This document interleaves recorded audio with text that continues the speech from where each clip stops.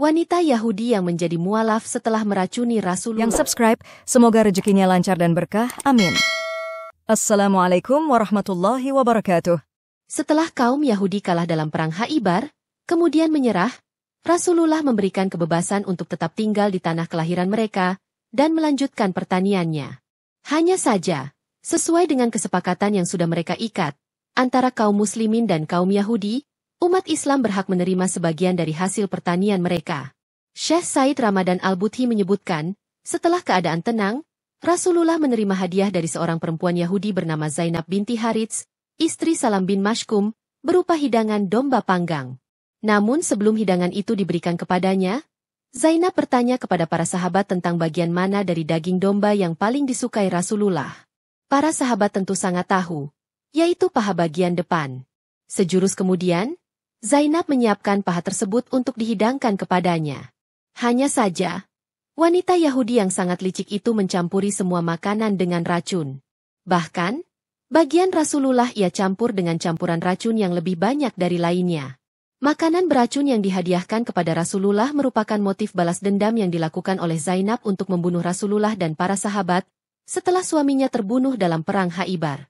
Zainab tidak memiliki cara lain untuk membunuh Rasulullah selain dengan cara memberi makanan beracun.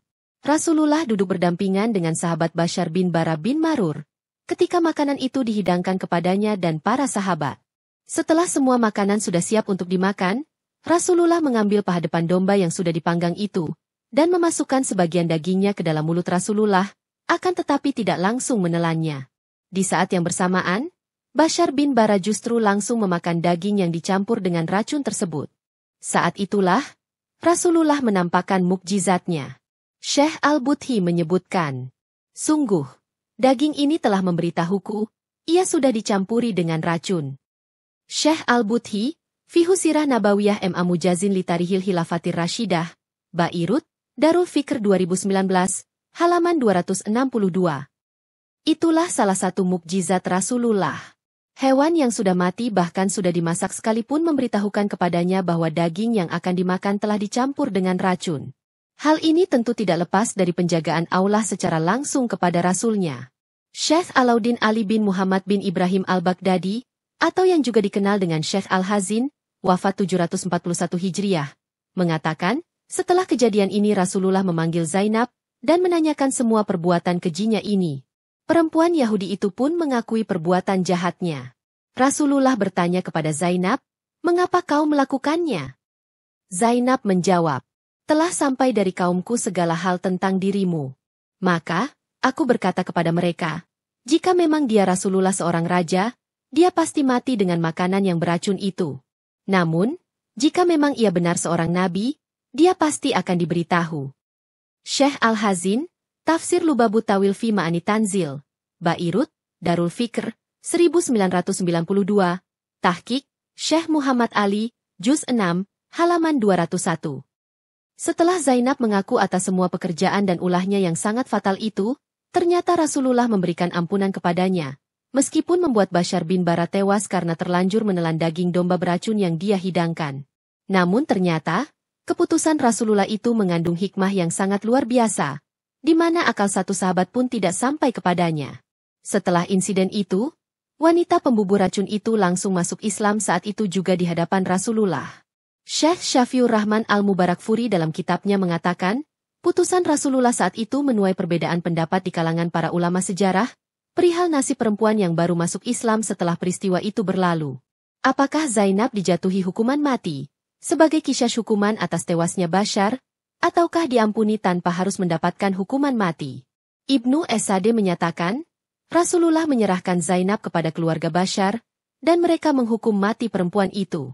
Namun, pendapat yang lebih sahih sebagaimana yang disebutkan Imam Muslim, bahwa Rasulullah berkata kepada Zainab, Allah tidak mungkin memberimu kemampuan untuk membunuhku. Saat itu para sahabat bertanya, apakah kita akan menghukum mati perempuan ini, wahai Rasulullah? Rasulullah menjawab, tidak.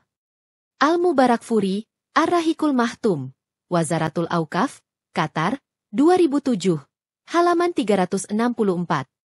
Hikmah di balik upaya pembunuhan Rasulullah melalui racun. Syekh Said Ramadan Al-Buthi dalam kitab sirahnya mengatakan, ada hikmah luar biasa di balik kejadian ini, yaitu peristiwa turunnya wahyu yang memberitahu Rasulullah tentang racun dalam daging domba yang akan beliau makan.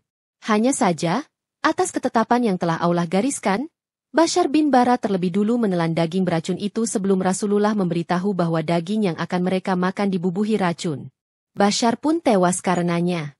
Menurut Al-Budhi, peristiwa ini memberikan sebuah pengertian dan keyakinan perihal betapa kukuhnya penjagaan Allah terhadap Nabi dan Rasulnya dari kejahatan dan tipu muslihat orang-orang yang hendak melakukan kejahatan kepadanya. Ini bukti nyata dari kebenaran ayat Al-Quran yang berbunyi, Allah memelihara engkau dari gangguan manusia. Sungguh, Allah tidak memberi petunjuk kepada orang-orang kafir. Surah Al-Maidah. Namun, sebagaimana yang telah disebutkan, para ulama sejarah berbeda pendapat perihal apakah perempuan Yahudi yang meracuni Rasulullah dihukum qisas atau tidak. Mayoritas ulama menyatakan bahwa wanita tersebut tidak mendapatkan hukum qisas sebagaimana penjelasan tersebut. Menurut Al-Budhi, jika mengacu pada pendapat mayoritas ulama tersebut, maka sangat tepat jika dikatakan bahwa hukuman qisas menjadi tidak berlaku terhadapnya, karena ada sebuah kaidah yang telah disepakati mayoritas ulama. Artinya, masuk Islam itu menghapus semua dosa sebelumnya. Sungguh Allah mengampuni dosa-dosa yang dilakukan mereka sebelum masuk Islam. Al-Budhi, 2019, 263. Dari kaidah tersebut dapat disimpulkan, yang harus mendapatkan hukum qisas hanyalah pembunuhan yang dilakukan seseorang yang telah memeluk Islam. Jika yang melakukan pembunuhan itu seorang non-muslim, hal itu dianggap sebagai hirabah, penyerangan. Sedangkan sanksi penyerangan, sebagaimana diketahui, dapat gugur dengan sendirinya jika orang yang melakukannya itu masuk Islam.